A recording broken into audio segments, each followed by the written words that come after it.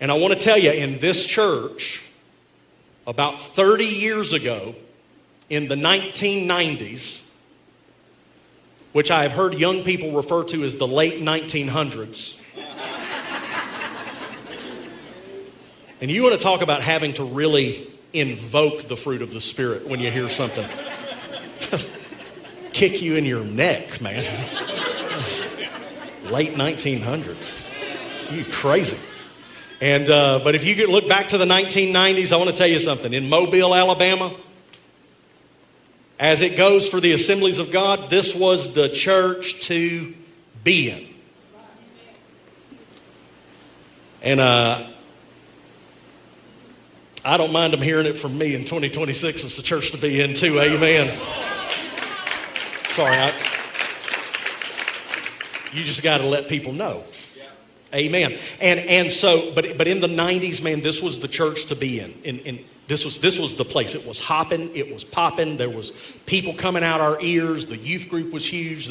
A lot of the ministers that were in the church then have gone on and done other. In fact, a lot of people I know, when I came here, they're like, I worked there. And I'm like, what? And I'm finding out all these people were here and all this stuff.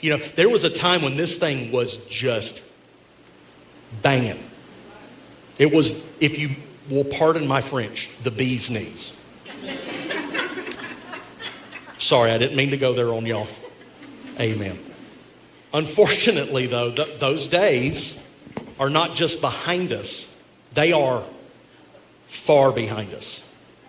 There are people in our church who were not alive when this church was the place to be.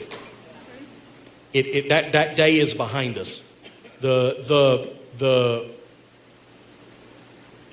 trap a church like ours can fall into is we can always look back to when it was better and never look forward to what God actually has intended for this house. And I just want to declare to you today, as Jeremiah chapter 16 says, there's a day coming that you'll no longer say the Lord brought you up out of Egypt.